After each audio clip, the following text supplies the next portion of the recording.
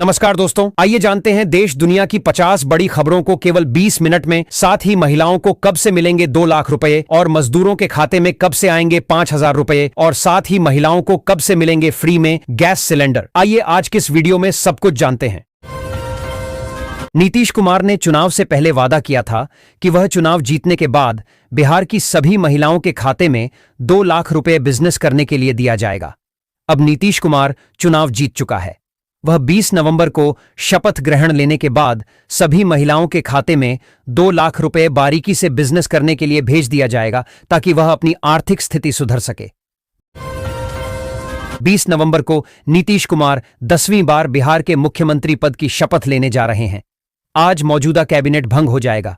जदयू ने विधायक दल की बैठक बुलाई है जिसमें नेता का विधिवत चुनाव होगा। राजद के विधायकों और हारे उम्मीदवारों की बैठक बुलाई गई है। जो भी महिलाएं गैस पर खाना बनाती हैं, उन महिलाओं को नीतीश कुमार ने वादा किया है कि दिसंबर के महीने में फ्री गैस सिलेंडर दिया जाएगा और सब्सिडी के थ्रू 380 रुपए उसके खाते में डाल दिया जाएगा। 955 रुपए की गैस सिलेंडर खरीदकर गरीबों का हाल बेहाल हो गया है। अब नीतीश कुमार ने दिसंबर के महीने में फ्री गैस सिलेंडर देने का वादा किया है। वीआईपी चीफ मुकेश सहनी ने कहा कि सरकार ने जीविका दीदी से वादा किया कि हम 2 लाख रुपए देंगे। पहले किस्त के तौर पर 10,000 रुपए दिए गए, 1,90,000 और देने की बात कही गई है। जिस भी व्यक्ति का सहारा इंडिया में पैसा फंसा हुआ है उनको रिफंड मिलना शुरू हो गया है। नीतीश कुमार ने चुनाव जीतने के बाद सभी व्यक्ति के खाते में पैसे डालने की बात कही है। किसी को 10,000 रुपए, किसी को 20,000 रुपए, किसी को 50,000 रुपए तक का रिफंड मिलेगा। शपथ ग्रहण लेने के बाद दिसंबर के महीने में सभी के खाते में उसका रिफंड मिल जाएगा। नीतीश कुमार ने एक्स हैंडल पर आकर भाषण दिया है कि सभी मजदूरों के खाते में 5,000 रुपए का किस्त दिसंबर के महीने में भेज दिया जाएगा। मजदूर धूप में जलकर, बारिश में भी भीगकर अपने परिवार को चलाने के लिए काम करते हैं। यह 5,000 रुपए की किस्त को पकड़ हर मजदूर खुशहाल हो जाएगा। दिसंबर से पहले सभी मजदूर अपने खाता का KYC करवा कर रख लें ताकि पैसा आने में कोई भी कठिनाई न हो। पीएम किसान योजना की 21वीं किस्त हर 3 महीने बाद किसानों के खाते में 2,000 रुपए डीवीडी के माध्यम से भेज दिया जाता था, लेकिन इस महीने में किसानों के खाते में 4,000 रुपए का किस्त आएगा। पीएम नरेंद्र मोदी ने इसकी घोषणा लाइव आकर कर दी है क्योंकि इस वर्ष किसानों को बाढ़ से काफी नुकसान हुई है। बिहार में नई सरकार के गठन की प्रक्रिया तेज हो गई है। भाजपा अध्यक्ष दिलीप जायसवाल ने कहा कि 21 नवंबर तक नई सरकार बन जाएगी। बुधवार को भाजपा विधायक दल की बैठक में नेता का चुनाव होगा जिसमें केंद्रीय पर्यवेक्षक मार्गदर्शन करेंगे। इसके बाद एनडीए की बैठक होगी जिसमें मुख्यमंत्री पद पर सहमति बनेगी। सबकी निगाहें अब विधायक दल की बैठक पर टिकी हैं। आपकी बेटी हमारी बेटी इस योजना के तहत बेटी को 21,000 रुपए सालाना दिया जाएगा ताकि उसकी पढ़ाई में किसी तरह की भी रुकावट ना आए। स्कूल ड्रेस से लेकर सिलेट पेंसिल हर खर्च सरकार उठाएंगे। इसकी घोषणा श्री नरेंद्र मोदी और नीतीश कुमार ने कर दी है। और जो भी व्यक्ति अपनी बेटी के लिए कन्या उत्थान का फॉर्म भरकर रखती है तो उनको शादी के वक्त 5 लाख रुपए सरकार देगी। बिहार में सरकार गठन की उलटी गिनती शुरू हो गई है। नीतीश कुमार ने राज्यपाल को अपना इस्तीफा सौंप दिया है जिसे स्वीकार कर लिया गया है। विधानसभा 19 नवंबर को भंग हो जाएगी। राज्यपाल ने नीतीश कुमार को कार्यवाहक मुख्यमंत्री बने रहने का अनुरोध किया है। जल्द ही एनडीए की बैठक में मुख्यमंत्री पद पर फैसला हो सकता है। फ्री सिलाई मशीन खरीदने के लिए सरकार महिलाओं को 15,000 रुपए देती है ताकि वह मशीन खरीदकर कुछ छोटा मोटा रोजगार या बिजनेस शुरू कर सके, ताकि वह अपने परिवार को चला पाए। मशीन खरीदकर वह कहीं दुकान कर सकते हैं या अपने घर में भी कुछ कपड़ों को सिलाई कर अपने परिवार का गुजारा कर सकते हैं। हैंडपंप खरीदने के लिए सरकार हर परिवार को 15,000 रुपए खाते में डीवीडी के माध्यम से भेज देता है।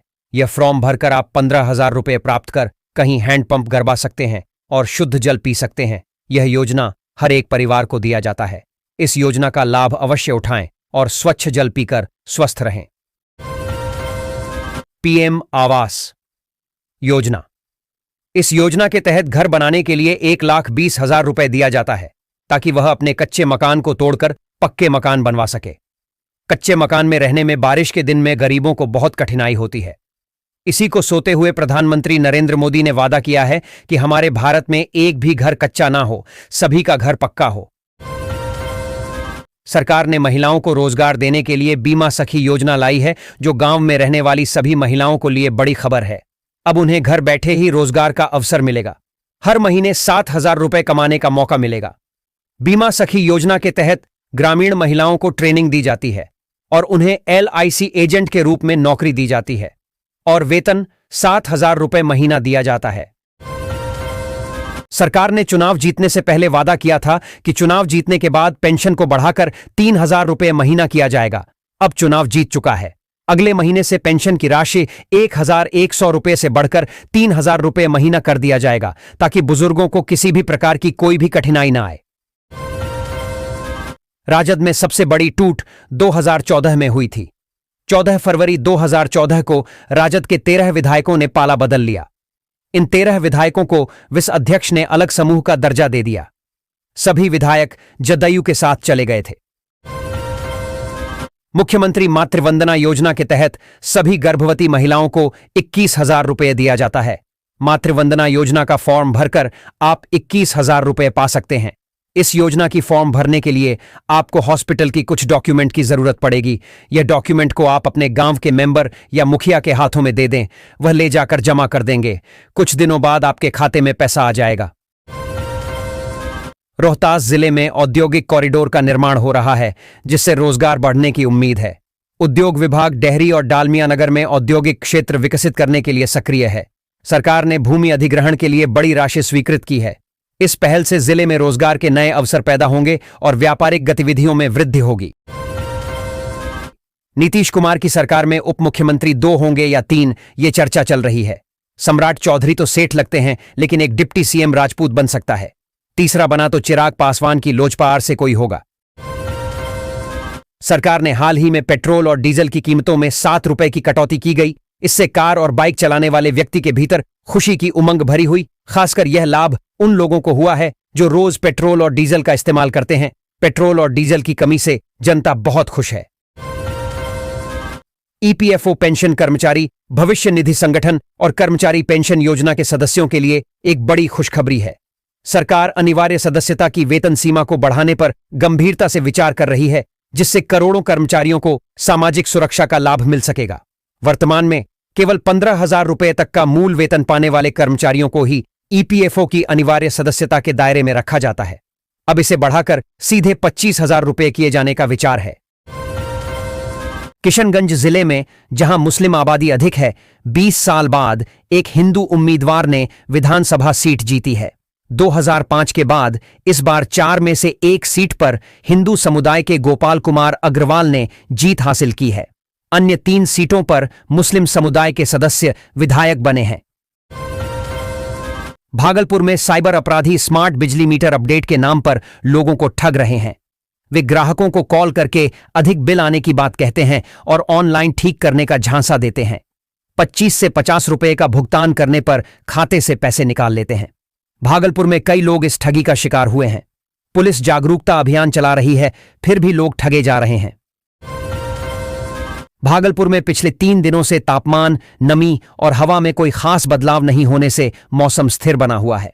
अधिकतम तापमान 27 डिग्री सेल्सियस और न्यूनतम 12 डिग्री सेल्सियस के आसपास है।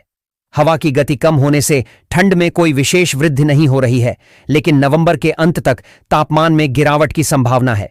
वातावरण में नमी बनी हुई है। नरकटियागंज में नंदपुर में बन रहा डीलक्स बस स्टैंड अगले साल तक बनकर तैयार हो जाएगा।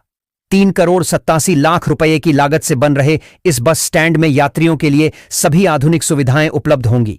इससे यात्रियों को अलग अलग जगहों से बस पकड़ने की परेशानी से मुक्ति मिलेगी और उन्हें एक ही स्थान पर सभी रूटों की बसें मिलेंगी। नीतीश कुमार के नेतृत्व में NDA की बिहार में नई सरकार का शपथ ग्रहण समारोह पटना के गांधी मैदान में होगा। इससे पहले नीतीश CM पद से इस्तीफा देंगे, फिर NDA की विधायक दल की बैठक में उन्हें नेता चुना जाएगा। सुगौली के निमू स्कूल में मतदान के बाद वीवीपैट पर्चियां मिलने पर जिलाधिकारी ने 4 मतदान कर्मियों को निलंबित कर दिया है। यह कार्रवाई 11 नवंबर को हुए विधानसभा चुनाव के दौरान हुई। लापरवाही के चलते यह कदम उठाया गया ताकि भविष्य में ऐसी घटनाओं से बचा जा सके। बिहार में नई सरकार के गठन को लेकर हलचल काफी तेज है। इस बीच भारतीय जनता पार्टी भाजपा के नेता नितिन नवीन ने कहा है कि मंगलवार से बिहार में नई सरकार बनाने की प्रक्रिया शुरू होगी। इसी के साथ नितिन नवीन ने यह भी साफ किया कि 19 से 20 तारीख को नई सरकार शपथ ले सकती है। बीजेपी नेता ने कहा कि नई सरकार के शपथ लेने के फाइनल डेट की पुष्टि नहीं हुई है। बिहार में एनडीए की प्रचंड जीत के बाद नीतीश कुमार 10वीं बार मुख्यमंत्री बनने जा रहे हैं। इस बीच उनके बेटे निशांत कुमार के राजनीति में आने की चर्चा फिर से चल उठी है। चुनाव से पहले जनता दल यूनाइटेड जेडीयू के अंदर से निशांत की पॉलिटिकल एंट्री की मांग उठी थी। वहीं चुनाव नतीजों के बाद अब नीतीश के परिवार से यह डिमांड आई है। सीएम के बड़े भाई सतीश कुमार ने कहा कि निशांत को अब राजनीति में आना चाहिए। उन्होंने अपने भतीजे को इसकी जिम्मेदारी भी समझाई। कैबिनेट की बैठक खत्म होने के बाद नीतीश कुमार ने राजभवन जाकर विधिवत राज्यपाल को इस्तीफा सौंप दिया। इस बात की पूरी संभावना है कि मुख्यमंत्री नीतीश कुमार 20 नवंबर को शपथ लेंगे। पटना के ऐतिहासिक गांधी मैदान में शपथ समारोह की तैयारी की गई है। चिराग पासवान की एलजेपी रामविलास इस बार एनडीए कैंप के साथ रही। 2020 में लोजपा ने एनडीए को नुकसान पहुंचाया था क्योंकि यह उसके वोटों में कटौती कर रही थी, मगर इस बार इसके समर्थन ने गठबंधन को मजबूत किया। बिहार विधानसभा चुनाव 2025 में राजद की हार के बाद मदन प्रसाद चर्चा में हैं, जिनका टिकट कटने पर उन्होंने राजद को 25 सीटों पर सिमटने का श्राप दिया था। मदन प्रसाद ने तेजस्वी यादव पर घमंडी होने का आरोप लगाया था और कहा था कि कुछ लोग पार्टी को बर्बाद कर रहे हैं। बिहार चुनाव में नीतीश कुमार के 11 मंत्रियों ने पिछली बार से ज्यादा वोट पाकर जीत दर्ज की है। इन मंत्रियों ने अपने क्षेत्रों में मतदाताओं का विश्वास जीता और अपनी स्थिति को और भी मजबूत किया। यह परिणाम दिखाता है कि जनता ने नीतीश सरकार की नीतियों और कार्यों का समर्थन किया है। बिहार में एनडीए सरकार के गठन की तैयारी तेजी पर है। प्रशासनिक विभाग नई सरकार के स्वरूप पर विचार कर रहे हैं। वहीं नौकरशाहों को जरूरी काम सौंपे गए हैं। विभागों को मंत्रियों के लिए नोट्स और प्रेजेंटेशन तैयार करने के निर्देश मिले हैं, जिनमें योजनाओं और बजट का विवरण होगा। मुख्य सचिव जल्द ही तैयारियों की समीक्षा करेंगे। असदुद्दीन ओवैसी की पार्टी एआईएमआईएम बिहार में अपनी स्थिति मजबूत करने की कोशिश कर रही है, खासकर सीमांचल क्षेत्र में। जोकीहाट में जीत के बाद पार्टी अब अन्य क्षेत्रों में भी विस्तार करने की योजना बना रही है। एआईएमआईएम का लक्ष्य बिहार के अगले चुनावों में अधिक सीटें जीतना है और इसके लिए वे लगातार प्रयास कर रहे हैं। मुंगेर जिले में इस बार तारापुर, मुंगेर और जमालपुर तीनों सीटों पर एनडीए के नए चेहरों को जीत मिली। कई दिग्गज नेताओं को हार का सामना करना पड़ा और 39 में से 33 उम्मीदवारों की जमानत जब्त हो गई। जमालपुर में जदयू के बागी शैलेश कुमार भी अपनी जमानत नहीं बचा पाए। उन्हें सिर्फ 7.6% वोट मिले। एनडीए की जीत से साफ है कि जनता ने नए विकल्पों को चुना है। महागठबंधन में राजद के 25 विधायकों में उसके कोर वोटर माने जाने वाले यादव से 11 और मुस्लिम से 3 विधायक चुनकर आए। सवर्ण समाज से 2 विधायक बने, दोनों भूमिहार हैं। वहीं कुर्मी कुशवाहा से 2 और 4 ईबीसी श्रेणी के विधायक हैं। 3 अनुसूचित जाति के विधायक चुने गए हैं। भागलपुर और बांका की 12 विधानसभा सीटों पर 106 प्रत्याशियों को नोटा से भी कम वोट मिले, जो राजनीतिक दलों के लिए चिंता का विषय है। सुल्तानगंज में कांग्रेस प्रत्याशी और गोपालपुर में जनसुराज के उम्मीदवार जैसे कई दिग्गजों को भी नोटा से कम वोट मिले। 46,000 से अधिक मतदाताओं ने नोटा का विकल्प चुनकर उम्मीदवारों के प्रति अपनी नाराजगी व्यक्त की है। यह चुनावी तंत्र के लिए एक गंभीर सवाल है। बिहार विधानसभा चुनाव में एनडीए की जीत पर नीतीश कुमार की तारीफ करने पर टीएमसी सांसद शत्रुघ्न सिन्हा फंसते हुए नजर आ रहे हैं। टीएमसी ने उनके इस बयान से खुद को अलग करते हुए कहा कि पार्टी 300 से अधिक सीटों पर जीत हासिल कर चुकी है, उनसे इस मुद्दे पर बात करेगी। बिहार में एनडीए की जीत के बाद मुख्यमंत्री नीतीश कुमार के स्वास्थ्य पर उठे सवालों को उनके परिवार ने खारिज किया है।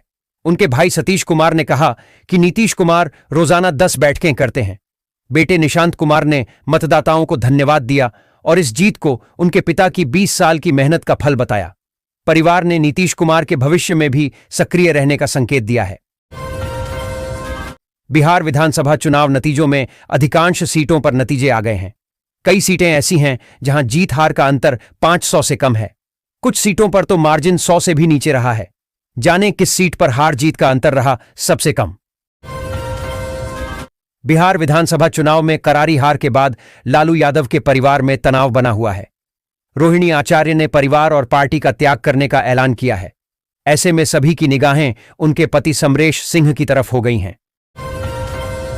बिहार में एनडीए की बड़ी जीत के बाद अब सरकार बनाने की कवायद शुरू हो गई है। सोमवार को जेडीयू और मंगलवार को बीजेपी विधायक दल की बैठक हो सकती है। वहीं बुधवार या गुरुवार में शपथ ग्रहण होने की संभावना है। 20 नवंबर को नीतीश कुमार 10वीं बार बिहार के मुख्यमंत्री पद की शपथ लेने जा रहे हैं। राज्यपाल को मौजूदा विधानसभा को भंग करने का पत्र सौंप दिया गया है। 19 नवंबर को वर्तमान विधानसभा विघटित हो जाएगा। मुकेश सहनी चुनावी सभाओं में यह कहते रहे कि महागठबंधन के दलों को मल्लाह निषाद पूरा समर्थन दें। महागठबंधन जीता, उसके समाज का बेटा बिहार का उप मुख्यमंत्री बनेगा। बावजूद इसके मल्लाह निषाद सहित इनसे जुड़ी उपजाति समूहों का वोट सहनी अपनी या महागठबंधन की झोली में शिफ्ट नहीं करवा सके। लोहिया पुल अलीगंज 4 लेन सड़क निर्माण के लिए वन विभाग के साथ सर्वेक्षण पूरा हो गया है। रिपोर्ट जल्द ही पोर्टल पर अपलोड की जाएगी। अगरपुर कोतवाली 4 लेन के लिए वन विभाग को अनुरोध पत्र भेजा गया है और जल्द ही सर्वे किया जाएगा। प्रशासनिक और निविदा के बीच की राशि वन विभाग की मंजूरी और यूटिलिटी शिफ्टिंग पर खर्च की जाएगी। बिहार पुलिस अपराधियों और हथियार तस्करों पर नकेल कसने के लिए मिशन मोड में है। ऑपरेशन जखीरा के तहत अवैध हथियार रखने वालों की धरपकड़ जारी है। मुठभेड़ों में कई अपराधी घायल हुए हैं और गिरफ्तार किए गए हैं। पुलिस ने भारी मात्रा में हथियार और गोलियां बरामद की हैं। झपटमार गिरोह अभी भी पुलिस के लिए चुनौती बने हुए हैं। लालू प्रसाद यादव के परिवार में विवाद मतगणना के दिन से ही शुरू हो गया था। रोहिणी आचार्य के कारण परिवार में मनमुटाव बढ़ गया और चुनाव में हार के बाद यह विवाद खुलकर सामने आ गया। परिवार के सदस्यों के बीच मतभेद गहरा गए। एशिया के सबसे बड़े सोनपुर पशु मेले में इस बार AK-56 नाम का घोड़ा आकर्षण का केंद्र बना हुआ है। 66 इंच ऊंचे इस घोड़े की शानदार कदकाठी और तेज रफ्तार लोगों को खूब भा रही है।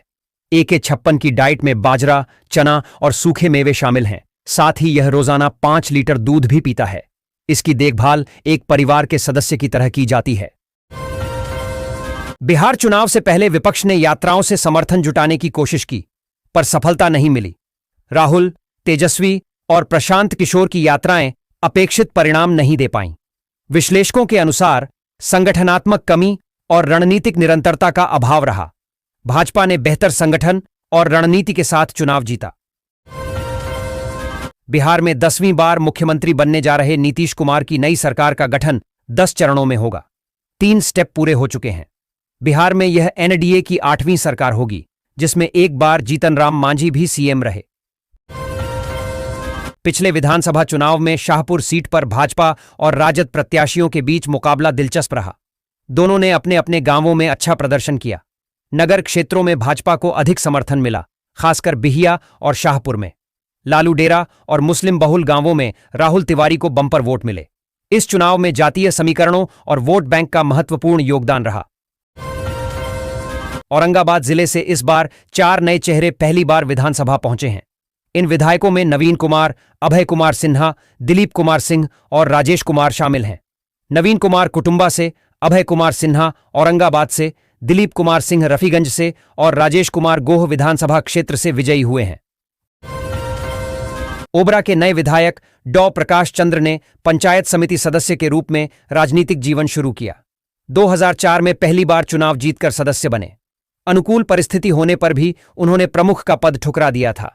2020 में लोजपा के टिकट पर चुनाव लड़े और राजग के समर्थन से विधायक बने। डॉ चंद्र हमेशा संजय सोम और संजय पटेल के राजनीतिक सहयोग को स्वीकारते हैं। वहीं मुजफ्फरपुर, सहरसा, वाल्मीकि नगर, वीरपुर में छोटे एयरपोर्ट का निर्माण होना है। इसमें मुजफ्फरपुर में एयरपोर्ट निर्माण के लिए निविदा जारी कर दी गई है, जबकि वीरपुर और सहरसा में जल्द ही जमीन अधिग्रहण का कार्य प्रारंभ किया जाएगा। इनमें बीमा भारती ने रुपौली से राजद के टिकट पर चुनाव लड़ा, मगर उनको 51,254 वोट के अंतर से हार मिली।